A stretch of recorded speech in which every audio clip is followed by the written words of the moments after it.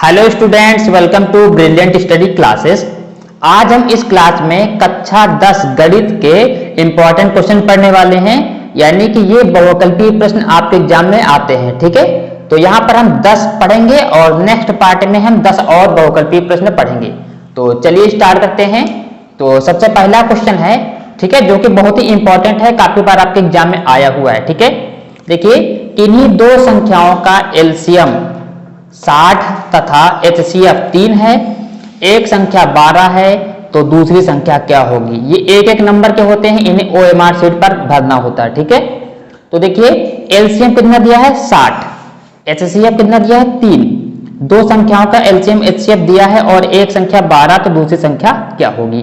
तो हमको एक फॉर्मूला याद रखना है कि दो संख्याओं का गुणनफल यानी कि फर्स्ट संख्या गुणे दूसरी संख्या बराबर होता है एलसीएम गुणे एचसीएफ, ये फॉर्मूला होता है। ठीक है, तो फर्स्ट संख्या देखो, एक संख्या 12 है, तो एक संख्या हमने लगा दिया 12 और दूसरी संख्या हमको निकालनी है। ठीक है, तो अब देखो एलसीएम कितना दिया, देखो 60, हमने लिखा 60, एचसीएफ 3। ठीक है, दो संख्याओं का गुणनफल बराबर होता है एलसीएम गुणे एचसीएफ, यानी कि पहली संख्या गुणे दूसरी संख्या इक्वल एलसीएम गुणे एचसीएफ। तो पहली संख्या देखो 12 दिया है, दूसरी संख्या निकालना है, तो दूसरी संख्या हमने कुछ नहीं रखा है। ठीक है, और एलसीएम दिया है 60, एचसीएफ दिया है 3, तो हमने पुट कर दिया। अब ये 12 यहाँ छटेगा, आ जाएगा इसके बट्टे में। ठीक है, तो 12 एकम 12, 12 पंचे 60। तो देखो 5 और 3, 5 कितना होता है 15। तो देखो दूसरी संख्या क्या आ गई, देखो दूसरी संख्या क्या आया 15। तो यहाँ पर देखो ऑप्शन क्या है, ऑप्शन यहाँ पर देखो 15 कौन सा है, ये वाला। तो इसका आंसर क्या हो जाएगा, ये इसका आंसर हो जाएगा। तो चलिए अब नेक्स्ट क्वेश्चन करते हैं। नेक्स्ट क्वेश्चन है, देखिए, एक शून्येतर परमेय संख्या और एक अपरिमेय संख्या का गुणनफल होता है। ठीक है, ऑप्शन है सदैव अपरिमेय संख्या, ऑप्शन 2 है देखो सदैव परमेय संख्या, परमेय या अपरिमेय संख्या, और चौथा नंबर है 1।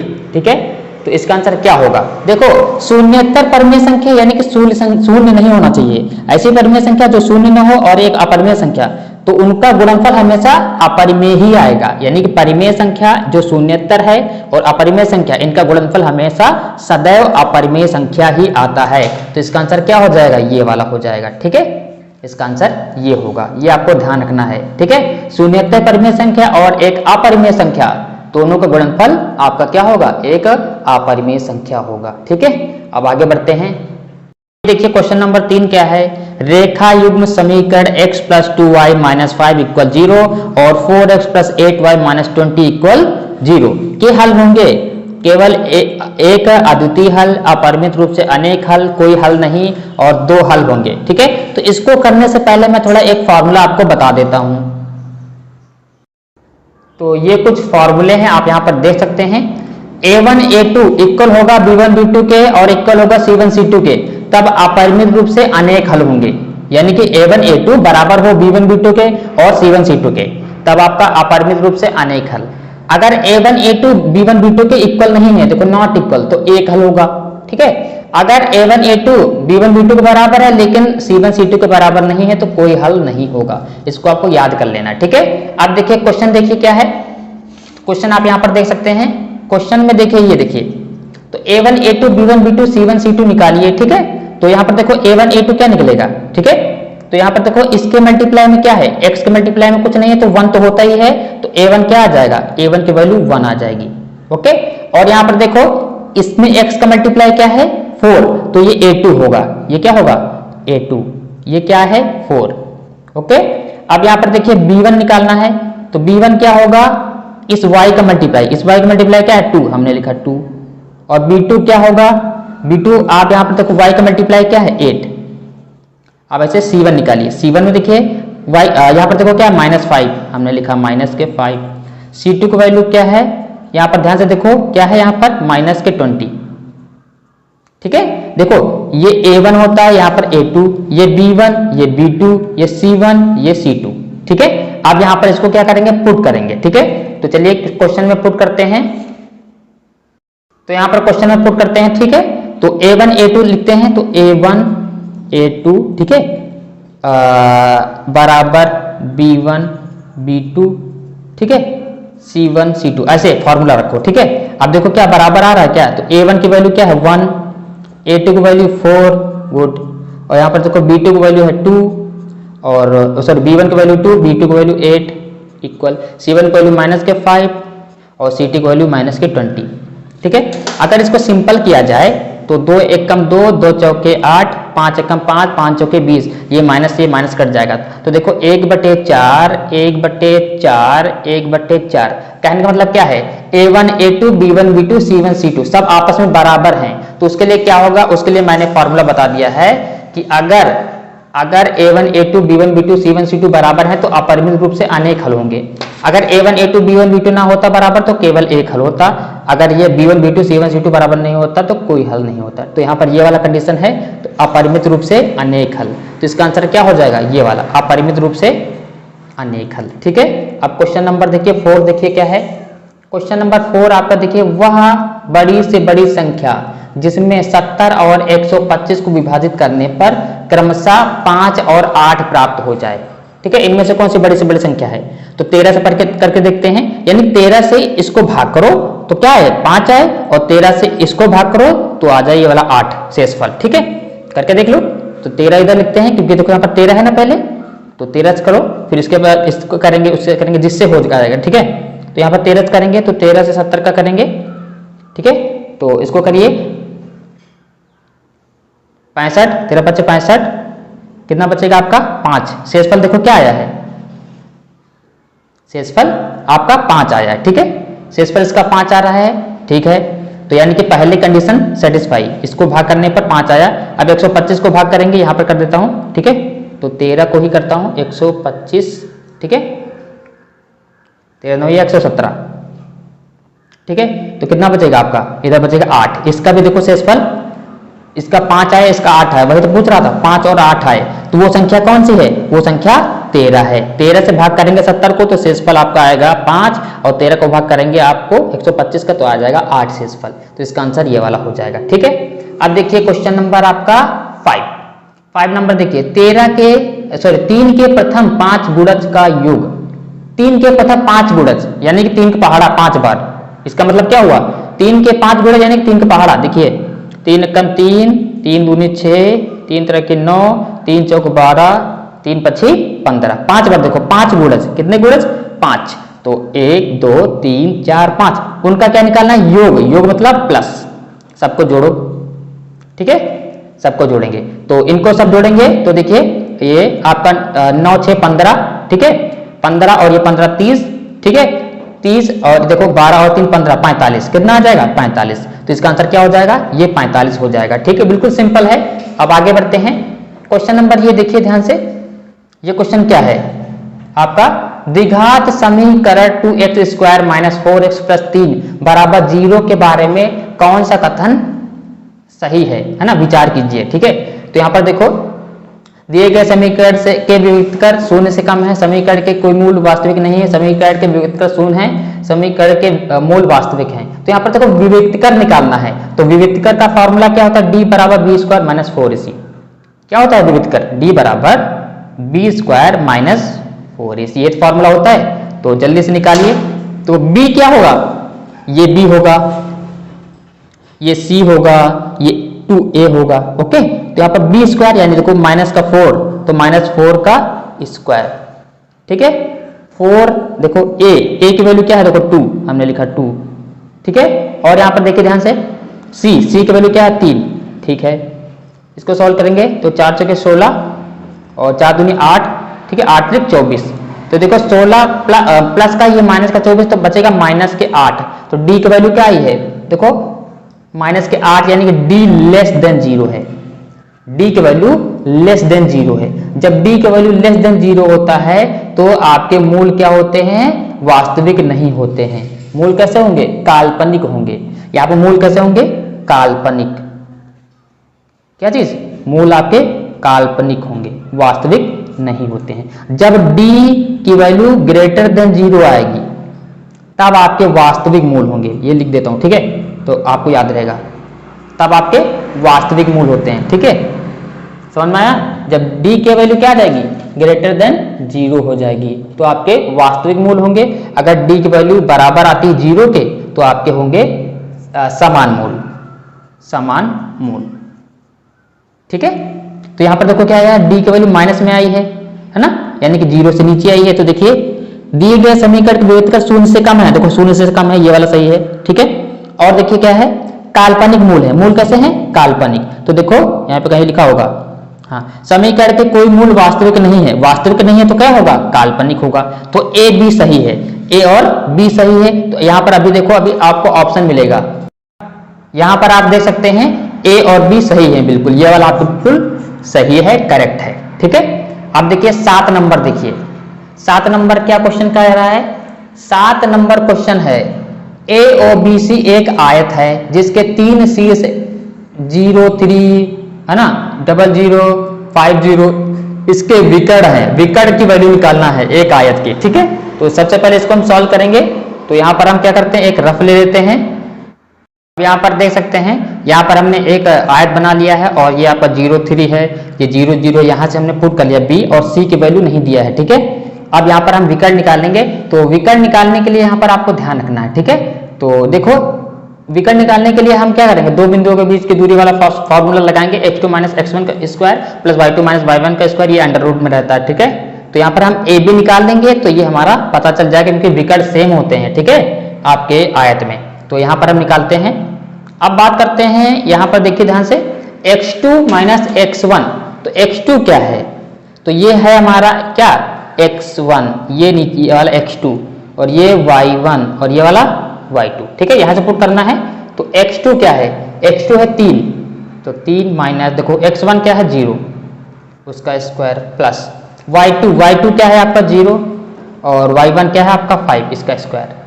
तो देखो 3 - 0 तो 3 ही रहेगा, 3 का स्क्वायर 9 हो जाएगा और देखो 5 का स्क्वायर 25, ये अंडर रूट में है सब ना। तो इन दोनों को ऐड करेंगे तो आ जाएगा 34 अंडर रूट में। तो यहाँ पर देखो विकर्ण ए बी क्या आया है, विकर्ण ए बी आपका, यानी कि ये ए बी आया है अंडर रूट 34। जब ये 34 है तो ये भी 34 होगा, क्योंकि विकर्ण बराबर होते हैं। तो विकर्ण की वैल्यू क्या आ गई है, विकर्ण की वैल्यू आ गई है 34, ठीक है। तो यहाँ पर आप देख सकते हैं ये 34 इसमें दिया भी है, ठीक है, ये रहा, इसका आंसर ये हो गया है। अब देखिए आगे बढ़ते हैं, क्वेश्चन देखिए 8 नंबर।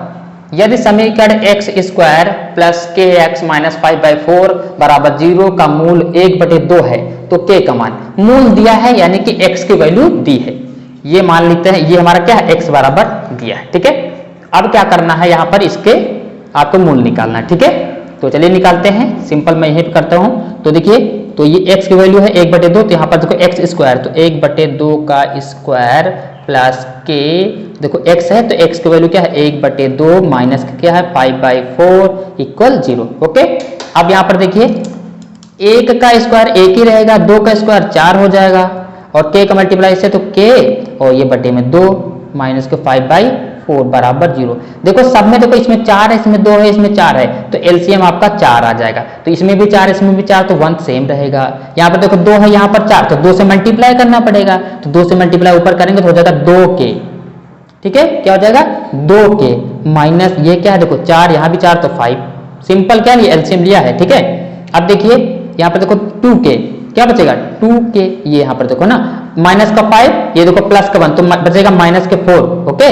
और नीचे आपका क्या है 4 इक्वल, इधर देखो 0, ये 4 यहाँ से हटेगा, आ जाएगा इस 0 के मल्टीप्लाई में। तो हम जानते हैं, क्या जानते हैं कि यहाँ बचेगा आपका देखो 2k माइनस के 4, और देखो 0 का मल्टीप्लाई 4 से तो 0 ही रहेगा ना।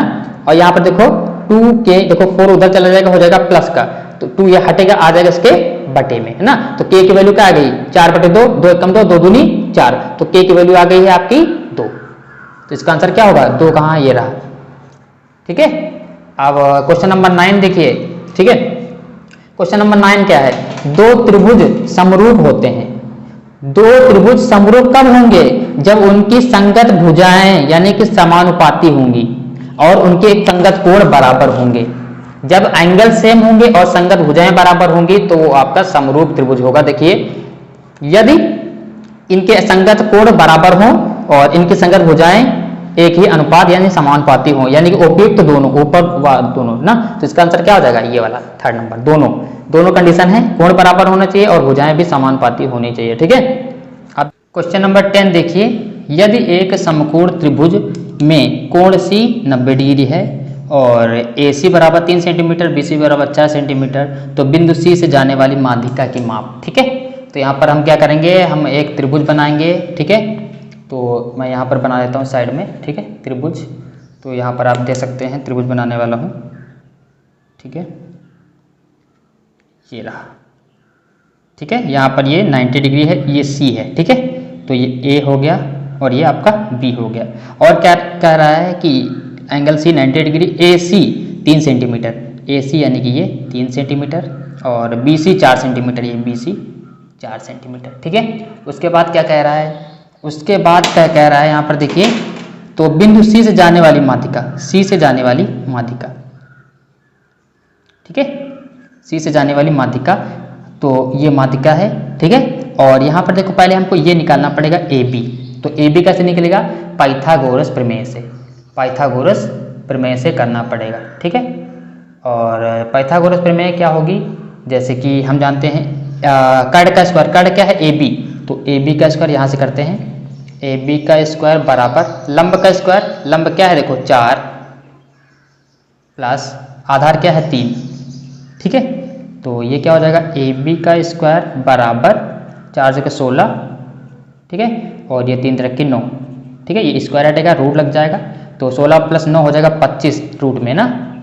और इधर हमारा AB, तो रूट 25 क्या होता है, 5 होता है। तो ये क्या आएगा पूरा, AB की वैल्यू क्या आ गई है 5। और हम जानते हैं कि माध्यिका क्या करेगी, यहाँ पर देखो ये 90 डिग्री का एंगल बनाएगी, ये D मान लेते हैं, ठीक है। ये 90 डिग्री का एंगल बनाएगी और इसको ये बराबर भाग में बांटेगी, है ना, यानी इस लाइन को बराबर, तो इतना 2.5 होगा, 2.5 यानी 2.5 इधर 2.5 इधर, बराबर भाग में बांटेगी, क्योंकि यहाँ पर 90 डिग्री का एंगल बना रही है, ठीक है। तो ये माध्यिका CD के कारण ये 2.5 में बढ़ गया, है ना। और ये जो इसकी आधी माध्यिका होती है, ये जो लाइन AB है, तो जो हमारी CD होती है वो AB की आधी होती है। तो AB क्या है हमारा 5 और उसका हाफ क्या हो जाएगा 2.5 सेंटीमीटर। तो इसका आंसर क्या हो जाएगा, ये 2.5 सेंटीमीटर हो जाएगा, ठीक है। करते हैं आज हम क्वेश्चन नंबर 11 से स्टार्ट करेंगे, ठीक है।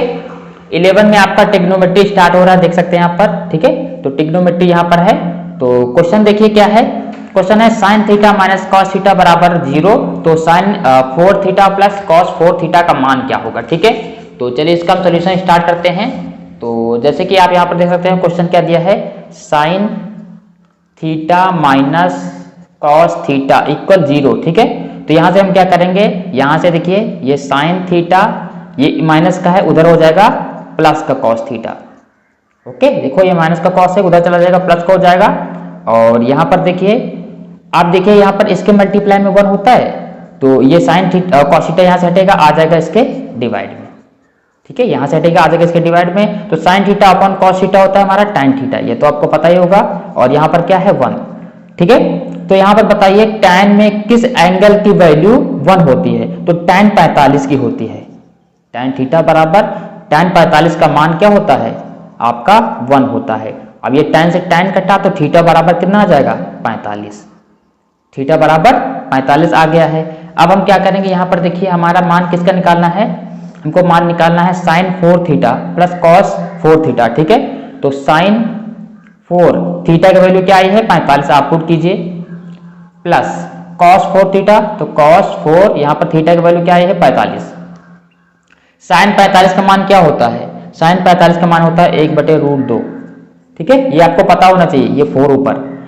और cos 45 का मान क्या होता है 1/√2 ही होता है, दोनों का मान सेम होगा, ठीक है। ये आप साइड से आपको याद करना पड़ेंगे मान, ठीक है। sin 45 का मान 1/√2 और cos 45 का मान 1/√2 और पावर 4। अब 1/√2 तो 1 की पावर 4, तो 1 × 1 × 1 4 बार तो 1 ही आएगा। और √2 का मल्टीप्लाई कितने बार 4 बार, इधर मैं कर देता हूँ, देखो √2 और √2, ठीक है। तो देखो √2 से 1 2 बाहर, इन √2 में से 1 2 बाहर, तो 2 2 जा 4 हो जाएगा। सेम इसमें भी आएगा 1/4, एलसीएम लेंगे तो 4 एलसीएम हो जाएगा, तो 1 + 1 कितना हो जाएगा 2, ठीक है। आप देखिए 2 1 जा 2, 2 2 जा 4, तो वैल्यू क्या आ गई 1/2, वैल्यू क्या आ गई है इसकी 1/2 आ गई है। तो इसका आंसर क्या हो जाएगा, ये वाला आंसर इसका सही हो जाएगा, ठीक है। अब क्वेश्चन नंबर 2 देखिए, क्वेश्चन नंबर 2 में क्या दिया है, साइन 2a बराबर 2 साइन a तब सत्य होता है जबकि a बराबर, ठीक है, ये आपस में इक्वल तब होंगे जब a बराबर कौन सा एंगल रहेगा, ठीक है। तो यहाँ पर a की वैल्यू निकाली है यानी कि एंगल निकालना है, ठीक है। तो यहाँ पर देखिए क्या लिखा है, साइन 2a, तो साइन 2a बराबर क्या है, 2 साइन a है, ठीक है। साइन 2a बराबर 2 साइन a, साइन 2a का फॉर्मूला लगाना पड़ेगा आपको। साइन 2a का फॉर्मूला क्या होता है, 2 sign a into cos A, ये फॉर्मूला होता है। और इधर आपका है 2 साइन ए, साइन 2a का फॉर्मूला लगा दिया है 2 sign A into cos A. अब देखो साइन ए इधर भी है, साइन ए इधर भी है, तो कट जाएंगे, तो यहाँ पर क्या बचेगा 2 और ये बचेगा कॉस ए, हमने लिखा कॉस ए बराबर, इधर देखो क्या बचा 2 सिर्फ, क्योंकि साइन ए कट गया है ना। अब देखिए ये 2 इधर भी है, ये 2 इधर भी है, कट गया ना, तो यहाँ पर क्या बचेगा कॉस ए, है ना। इधर कुछ नहीं बचा तो 1 तो होता ही है मल्टीप्लाई में, तो यहाँ पर क्या बचेगा 1, तो कॉस ए बराबर कितना आ गया है 1। अब आपको ध्यान रखना है कॉस में किस एंगल की वैल्यू आपकी कितना आती है, 1 आती है, ठीक है। तो कॉस में 0, कॉस 0 का मान 1 होता है, आपको पता होना चाहिए। कॉस 0 डिग्री का मान 1 होता है, देखो 1 की जगह आप लिख सकते हैं कॉस 0, इससे ये कट गया, कॉस से कॉस बच्चा a बराबर 0 डिग्री, a बराबर कितना बचा 0 डिग्री, यही आपका मान है, ये वाला आंसर, ठीक है। अब आगे बढ़ते हैं, आगे नंबर क्वेश्चन हमारा क्या है, 4 tan थीटा बराबर 3, क्या दिया है 4 tan थीटा बराबर 3 दिया है। अब इसको आपको सॉल्व करना है, तो 4 tan थीटा बराबर 3, उसके बाद इसमें मान रखना है, तो दिया है 4 tan थीटा बराबर 3, ठीक है। तो यहाँ पर देखो ये क्वेश्चन हमारा क्या है, 4 sine theta minus cos theta, ठीक है, upon 4 sine theta plus cos theta. तो यहाँ पर देखो tan इसमें है, तो इसमें tan बनाने की कोशिश करें, ठीक है। तो tan कैसे बनेगा, देखो यहाँ पर साइन है, अगर इसके बट्टे में कॉस आ जाए तो साइन अपॉन कॉस क्या हो जाता है, tan हो जाता है। तो यहाँ पर हम क्या करेंगे, कॉस कॉमन ले लेंगे, तब यहाँ पर इसके बट्टे में आ जाएगा, ठीक है। यहाँ पर क्या करेंगे, ठीक है, ये आपका दिया है, तो यहाँ पर देखिए हम क्या करेंगे, यहाँ पर हम कॉस कॉमन ले लेंगे, तो यहाँ पर देखो 4 है, इसके बटे में साइन के बटे में कॉस आ जाएगा, क्योंकि यहाँ पर साइन है नहीं, तो इसके बटे कॉस है नहीं, तो यहाँ पर कॉस आ जाएगा, ठीक है। और माइनस कॉस ये कॉमन चला गया, तो यहाँ पर क्या बचेगा 1, ठीक है, सिंपल। वैसे सेम इसमें भी करिए, इस वाले में, तो इसमें भी आप कॉस कॉमन लीजिए, ठीक है, कॉस कॉमन लिया। अब यहाँ पर देखिए, तो कॉस थीटा कॉमन ले लिया है, तो अब जब कॉस कॉमन ले लिया है तो यहाँ पर देखो 4 साइन ए है, साइन थीटा है, तो इसमें कॉस तो है नहीं, तो कॉस को उसके बटे में आ जाएगा, जिसमें नहीं होता उसके बटे में कॉस आ जाएगा। इसमें देखो कॉस है, तो ये कॉमन चला जाएगा, तो बचेगा यहाँ पर 1, ठीक है। इसकी वैल्यू क्या बचेगी, 1 बचेगी। अब ये कॉस से ये कॉस कट गया, ठीक है, तो यहाँ पर देखो बचा 4, यहाँ पर क्या बचा आपका बचा 4, और साइन थीटा अपन कॉस थीटा क्या होता है, tan थीटा होता है, हम जानते ही है ना। और माइनस का देखो ये 1, नीचे इसमें देखो 4 साइन थीटा अपन कॉस थीटा क्या होता है, tan थीटा, और ये प्लस का 1 ये वाला ना। तो अब देखो 4 tan थीटा की वैल्यू क्या है 3, तो 4 tan थीटा की वैल्यू क्या हो जाएगी, यहाँ पर कर देते हैं 3, और देखो माइनस के 1, ओके, यहाँ भी 3, और यहाँ पर देखो प्लस का 1, ठीक है, ये हो गया है। अब देखो आगे, ठीक है, 3 माइनस 1 क्या बचेगा 2, और 3 प्लस 1 बचेगा 4, 2 1 कम 2, 2 दूनी 4, क्या आ जाएगा 1/2, ठीक है, क्या आ जाएगा 1/2। तो इसका आंसर क्या आ जाएगा आपका, ये क्वेश्चन है हमारा 1/2 ये वाला, ठीक है, ये इसका आंसर हो जाएगा, ठीक है। अब देखिए आगे क्वेश्चन देखिए, sec a प्लस tan, देखिए क्या लिखा है, sec a plus tan a 1 minus sin a, ठीक है, ये क्वेश्चन है। अब इसको आपको सॉल्व करना है, ठीक है, तो चलिए इसको हम सॉल्व करते हैं। तो यहाँ पर आप देखिए, तो यहाँ पर हम क्वेश्चन लेने वाले हैं sec a plus tan a, है ना। तो sec a को आप लिख सकते हैं 1/cos a, सबको पता है, sec a को 1/cos a लिख सकते हैं, और tan a को sin a/cos a ना, ये लिख सकते हैं, बिल्कुल लिख सकते हैं। और ये आपका है 1 माइनस sin a, ठीक है। अब देखो cos a कॉमन ले लेंगे, तो cos a हो जाएगा, और यहाँ बचेगा 1 plus sin a, 1 plus sin a, okay, और इधर है आपका 1 माइनस sin a, ओके। अब यहाँ पर ध्यान से देखिए, अब क्या करना है, देखो 1 plus sin a 1 minus sin a plus b a minus b, तो हो जाएगा a square minus b square, तो यानी 1 का स्क्वायर 1 ही रहेगा, साइन a का स्क्वायर, तो साइन स्क्वायर a हो जाएगा, ठीक है। इसका ये फॉर्मूला बन गया है, और नीचे आपका क्या है cos a, ओके। अब देखो 1 माइनस साइन स्क्वायर a, ये कैसे बनेगा, ये हो जाएगा cos स्क्वायर a, देखो कैसे बनता है, साइन स्क्वायर ए प्लस कॉस स्क्वायर ए बराबर 1, है ना। तो यहाँ पर देखो अगर कॉस स्क्वायर ए रोक लेंगे तो इधर है 1 और ये साइन स्क्वायर ए माइनस का आ जाता है, ठीक है, ये फॉर्मूला से। तो साइन हमारा क्या हो जाएगा यहाँ पर कॉस स्क्वायर ए, ठीक है, क्योंकि यहाँ पर देखो 1 माइनस साइन स्क्वायर ए कॉस स्क्वायर ए होता है अपॉन ये क्या है कॉस ए। यहाँ पर देखो स्क्वायर है, ये कट गया ना, यहाँ पर 2 है ना तो 1 बच जाएगा, क्या बच जाएगा, कॉस ए बच जाएगा, क्योंकि यहाँ पर देखो स्क्वायर है, यहाँ पर सिंपल है, तो कॉस ए आया है, क्या आया आंसर, कॉस ए। इसका आंसर क्या हो जाएगा, ये वाला हो जाएगा, ठीक है। अब देखो क्या है, यदि त्रिज्या r सेंटीमीटर वाले एक वृत्त के एक त्रिज्यखंड का कोण थीटा है तो त्रिज्यखंड का क्षेत्रफल होता है आपका pi r square theta divide by 360 degree, ठीक है, ये फॉर्मूला होता है, ठीक है। कभी कभी यहाँ पर आपको निकालने के लिए भी बोल देगा तो आप ये वाला फॉर्मूला लगाइएगा, त्रिज्यखंड का क्षेत्रफल, ठीक है। अब देखिए 16 नंबर, एक सुराही निम्नलिखित का संयोजन है। सुराही कैसे बनती है, आपने देखा होगा अगर सुराही, तो सुराही कुछ ऐसे बनती है, ठीक है। तो सुराही में क्या होता है, नीचे होता है आपका गोला, ठीक है, ऊपर होता है आपका बेलन। तो वह पूछा सुराही किसका संयोजन है, तो गोला और बेलन, एक गोला और एक बेलन, इसका आंसर ये हो जाएगा, ठीक है। अब आगे बढ़ते हैं। अब ये देखिए क्वेश्चन नंबर 17 देखिए, क्वेश्चन नंबर 17 क्या है, 1 से 10 तक विषम संख्याओं का माध्य होगा, ठीक है। तो 1 से 10 तक विषम संख्या कौन कौन सी होंगी, यहीं पर निकाल लेता हूं। तो 1 से 10 तक विषम संख्याएं, तो आपका क्या होगा, 1 होगा बिल्कुल, और 3 होगा, 5 होगा, 7 होगा, 9 होगा। 1 से 10 तक विषम संख्याएं, तो 1 प्लस 3 प्लस 5 प्लस 7 प्लस 9, है ना, 10 तो होगी नहीं। 1 से 10 तक विषम संख्याएं 1 3 7 5 9 होती हैं, उसका माध्य निकालना है। तो सबका योग और संख्याओं की संख्या, कितनी संख्या है, 1 2 3 4 5, ओके। सभी संख्याओं का योग बटे संख्याओं की संख्या, ये हमारा माध्य का फॉर्मूला होता है, ठीक है। तो यहाँ पर विषम संख्याएं ये हैं, उनका योग डिवाइड बाय संख्या, तो इन सबको जोड़िए, 1 प्लस 3, ठीक है, और प्लस 5 प्लस 7 प्लस 9 कितना हो जाएगा 25, और बटे में क्या है 5, 5 5 बचे 25, तो आंसर क्या आ जाएगा 5 आ जाएगा। समांतर माध्य क्या होता है, संख्याओं का योग बटे संख्याओं की संख्या। तो यहाँ पर संख्या क्या थी, 1 3 5 7 9, कितनी संख्या है, 1 2 3 4 5, तो 5 से डिवाइड कर दो, ठीक है, आ जाता है आपका, ठीक है। अब देखिए आगे बढ़ते हैं। अब यहाँ पर माध्यिका निकालने के लिए आएगा 18 नंबर, 13 15 16 17 19 20 की माध्यिका क्या होगी, आपको क्या निकालना है, माध्यिका निकालनी है। तो माध्यिका के लिए फॉर्मूला मैं बता देता हूं, अगर n की वैल्यू, माध्यिका के लिए माध्यिका अगर n की वैल्यू क्या आ जाती है सम, ठीक है, तो आपको फॉर्मूला लगाना है माध्यिका बराबर क्या लगाओगे, 1/2 n/2 वहां पद प्लस n/2 + 1 वहां पद, ठीक है, ये फॉर्मूला लगाना है। लेकिन अगर n की वैल्यू क्या आ जाती है विषम, अभी बताऊंगा n क्या होता है, ठीक है। तो आपको सिंपल लगाना है n + 1 डिवाइड बाय 2 वहां पद, ये आपको लगा देना, ठीक है, डिटेल से, ठीक है।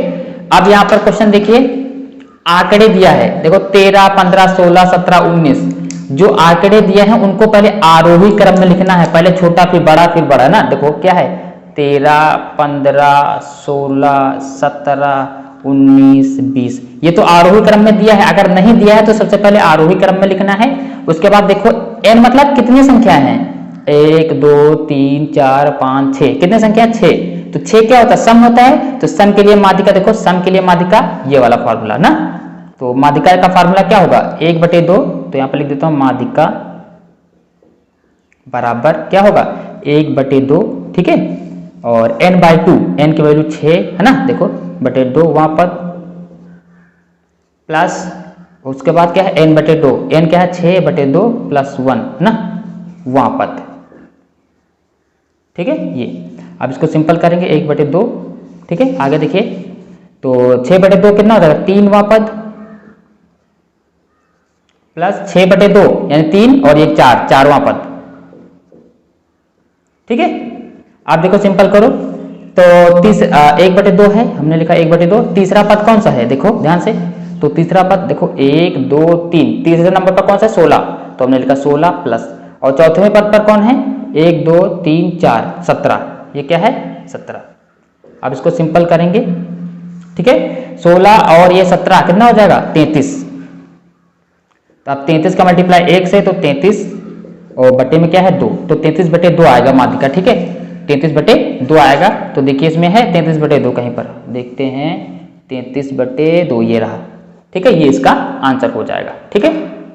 उसके आगे आप देखिए क्या है, उसके आगे आपको देखना है क्वेश्चन नंबर 19, लिखा है यदि कुछ प्रेक्षणों का माध्य 17 तथा बहुलक 15 है तब माध्यिका।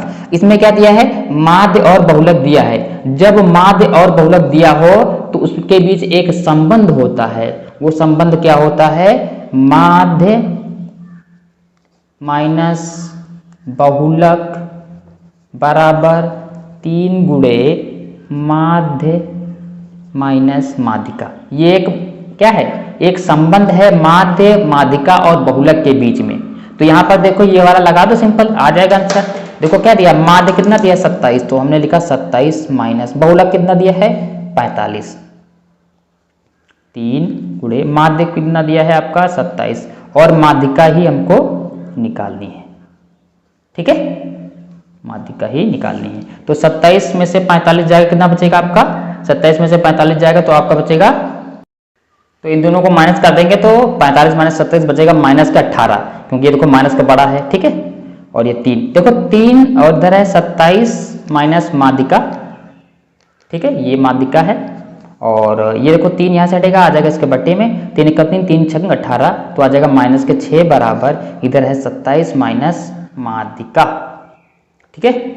अब ध्यान से देखिए, ये क्या करेंगे, माध्यिका को इधर ले आएंगे तो प्लस की हो जाएगी, क्योंकि देखो माइनस की है माध्यिका, और इधर आपका क्या है 27 है, ये देखो माइनस का है, उधर चला जाएगा प्लस का 6, तो 27 और 6 कितना हो जाएगा आपका 33।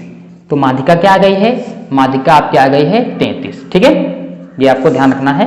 तो माध्यिका आपकी 33 आ गई, ये इसका आंसर हो जाएगा, ठीक है। लास्ट क्वेश्चन देखिए, जब एक पासा को फेंका जाता है तो पासा में आपके 6 तक होता है, ठीक है, 1 2 3 4 5 6, ठीक है, 1 से 6 तक होता है, तो 1 से 6 तक कुछ भी आ सकता है। एक पासों को फेंका जाता है तो 3 से छोटी विषम संख्या, 3 से छोटी विषम संख्या क्या होती है 1, तो 6 बार फेंका जाता है, और 3 से छोटी एक संख्या क्या है 1 ही तो है, इसका आंसर ये आएगा, क्या आएगा 1/6, ये इसका आंसर हो गया है, ठीक है। तो आज हमने बहुकल्पीय प्रश्नों को कंप्लीट कर लिया, ये आपके लिए बहुत ही इंपॉर्टेंट है। चैनल को सब्सक्राइब कीजिए ताकि आपको और भी ऐसे वीडियो मिल सके। मिलते हैं नेक्स्ट क्लास में, थैंक यू क्लास।